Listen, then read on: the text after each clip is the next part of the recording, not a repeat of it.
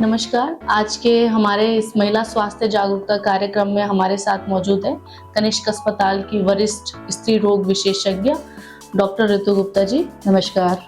आज के इस कार्यक्रम में आपका स्वागत करते हैं। आप सभी को अंतर्राष्ट्रीय महिला दिवस 8 मार्च की बहुत सारी ढेर सारी शुभकामनाएं। जी, तो आप हमारे कुछ सवाल हैं जो हम आपसे जानना चाहेंगे मैम। जी। हमारा पहला सवाल है, महिला सशक्तिकरण की नींव अच्छे स्वास्थ्य पर कैसे प्रभाव डालती है? देखिए, जब महिलाओं को सशक्त होने के लिए स्वस्थ रहना बहुत ज़रूरी है। अगर वो स्वस्थ रहेंगी तभी वो ऊर्जावान होंगी और तभी वो क्रियाशील होंगी और अपना और अपने परिवार का ध्यान रख पाएंगी। तो स्वास्थ्य ही उनके जीवन का सबसे बहुमूल्य उपहार भी है और आधार भी है। क्या एक बीमार या कुपोषित महिला अपने अधिकारों और सपनों के लिए मजबूती से खड़ी हो सकती है?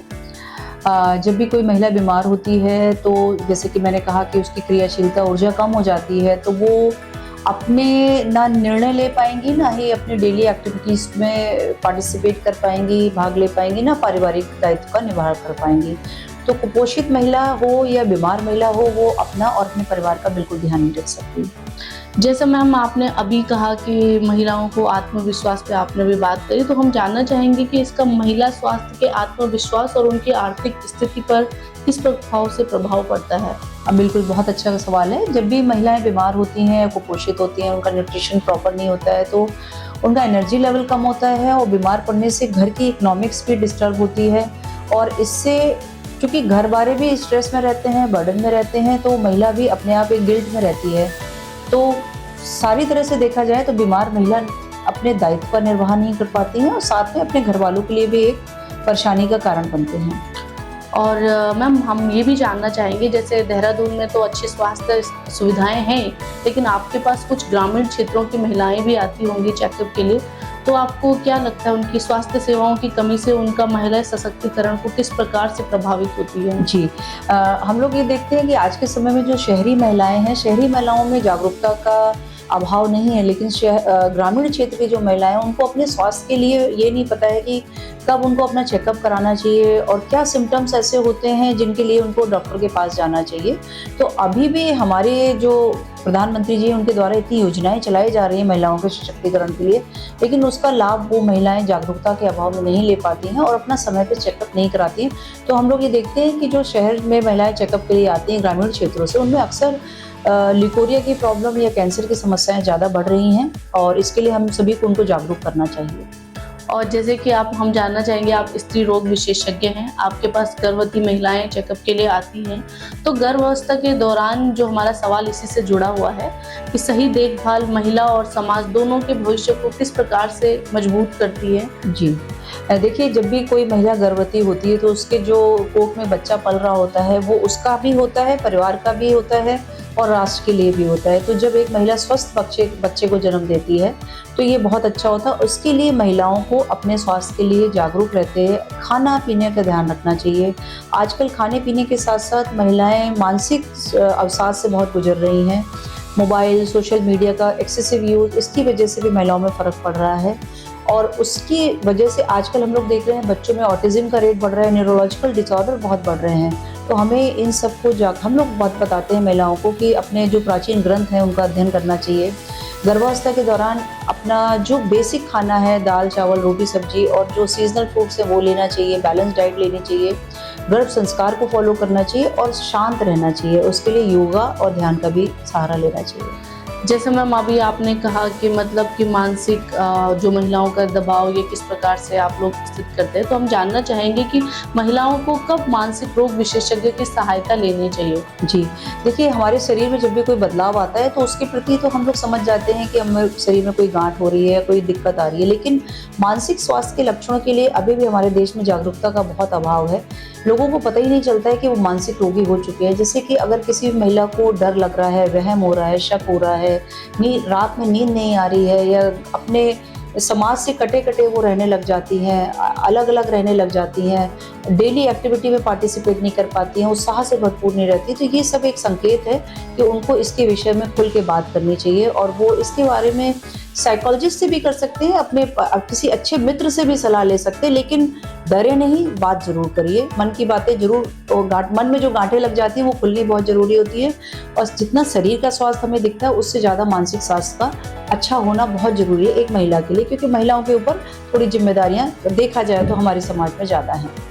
जी मैम, और मैं इसमें अगला सवाल आप जोड़ना चाहूँगी कि मानसिक रूप से मजबूत महिलाएं क्या सही निर्णय ले पाती हैं, ये किस प्रकार से जुड़ा हुआ है? ऐसा बिल्कुल है, क्योंकि जो शारीरिक रूप से सक्षम है वो तो ठीक है, लेकिन जो मानसिक रूप से मजबूत होती हैं वो सही समय पे सही वक्त पे अच्छे निर्णय भी ले पाती हैं और अपने परिवार की देखभाल, अपने बच्चों की देखभाल अच्छे से करती हैं और साथ में उनको बहुत अच्छे संस्कार भी देती हैं, जो कि आज के समय की ज़रूरत है। जी मैम, जैसे अभी हम देखते रहते हैं आप लोग शिक्षा के लिए अभी आप लोग स्कूलों में भी कैंपेन चलाते हैं, तो हम जानना चाहेंगे कि स्कूल में स्वास्थ्य शिक्षा का अनिवार्य होना चाहिए या नहीं?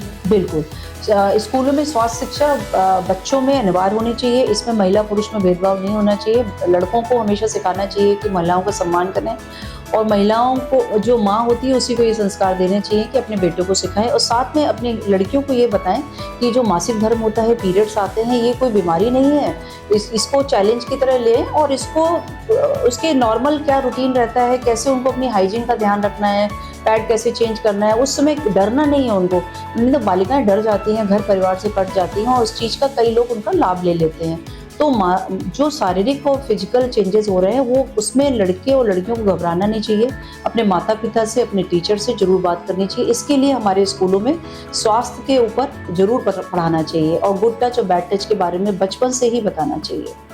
और मैम, जैसे कि हम जानना चाहेंगे, अभी हाल में ही हम लोगों ने सुना है कि एचपीवी वैक्सीन, तो ये इसके बारे में आप थोड़ा सा हमें बताइए। ये बहुत अच्छा सवाल किया है आपने, क्योंकि हमारे देश में प्रति 7वें-8वें मिनट में एक महिला की डेथ इसी सर्वाइकल कैंसर से हो रही है। सर्विक्स, जो कि यूट्रस का मुहाना है, ग्रीवा कहते हैं जिसको, और ये कॉन्टैक्ट से होता है। वायरस होता है एचपीवी वायरस। जब भी महिलाएं पुरुषों के संपर्क में आती हैं तो उनको ये वायरस संक्रमित कर सकता है, लेकिन सबको नहीं करता। जिस भी महिला की इम्यूनिटी कम होती है, जिसको लिकोरिया होता है, जिसके एक से ज़्यादा पार्टनर होते हैं या जिनकी हाइजीन वाली प्रॉब्लम रहती है, उनको ये संक्रमण का ज़्यादा डर होता है, या जिनकी सेक्सुअल एक्टिविटी जल्दी स्टार्ट हो जाती है।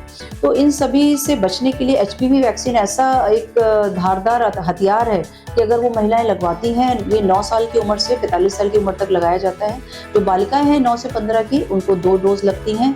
और मैं तो ये कहती हूँ कि जो हम अपने लड़कियों के लिए शादी में उनको गिफ्ट देते हैं और उनको शुभकामनाएं देते हैं, उससे बेहतर है कि हम उनको शिक्षा में जितना पैसा खर्च करते हैं उनके स्वास्थ्य में भी करें। स्वास्थ्य हमारा हमेशा देश में नेग्लेक्ट रह जाता है। और एक बहुत अच्छी खबर है कि हमारे माननीय प्रधानमंत्री द्वारा योजना चलाई गई है, जिसके द्वारा ये वैक्सीन अब सरकारी अस्पतालों में भी उपलब्ध है। लेकिन इसका लाभ लोगों को अभी पता नहीं कि वैक्सीन क्यों लगाई जाती है। इसके बारे में जानना चाहिए, डॉक्टर से मिलना चाहिए और ये वैक्सीन अपनी बालिकाओं को जरूर लगानी चाहिए। बहुत बहुत धन्यवाद मैम। और जाते जाते हम एक आपसे जानना चाहेंगे एक मैसेज कि आप सोसाइटी के लिए क्या संदेश देना चाहेंगे हमारे इस पॉडकास्ट के माध्यम से? आपने बहुत अच्छे सवाल पूछे हैं और मुझे आशा है कि ये हमारे देश की महिलाओं के काम आएगा। अपने स्वास्थ्य के लिए मैं सबसे ये कहना चाहूँगी महिलाओं को कि एक महिला ही दूसरी महिला की रक्षक होती है, तो एक महिला को दूसरी महिला का जरूर साथ देना चाहिए। पुरुषों को सिखाना चाहिए कि वो महिलाओं का सम्मान करें। साथ में जो घर में माताएं हैं, अपने बालकों को सिखाएं, बताएं कि लड़कियां जो कि जननी है, राष्ट्र की धरोहर है और जो एक स्वस्थ राष्ट्र का निर्माण करती हैं, उनका हमेशा सम्मान करें। महिलाएं अपनी सुरक्षा के लिए, शिक्षा के लिए हमेशा जागरूक रहें। किसी भी डर और भय की वजह से अपनी पढ़ाई को बीच में ना छोड़ें और हमेशा आत्मनिर्भर बनने की कोशिश करें।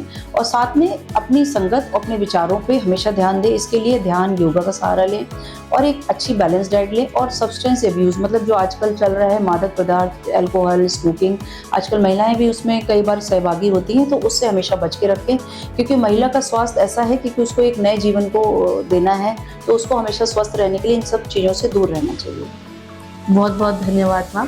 Thank you Priyanka ji. और आप सभी को मैं कनिष्क अस्पताल के माध्यम से कहना चाहूँगी कि महिलाएं समाज की धुरी हैं। आप हमेशा अपने स्वास्थ्य के लिए, अपनी शिक्षा के लिए, अपने आत्मनिर्भरता के लिए जागरूक रहें, तभी हमारा देश, हमारा राष्ट्र स्ट्रांग बनेगा, सशक्त बनेगा और एक अच्छे समाज का निर्माण होगा। Thank you so much. धन्यवाद।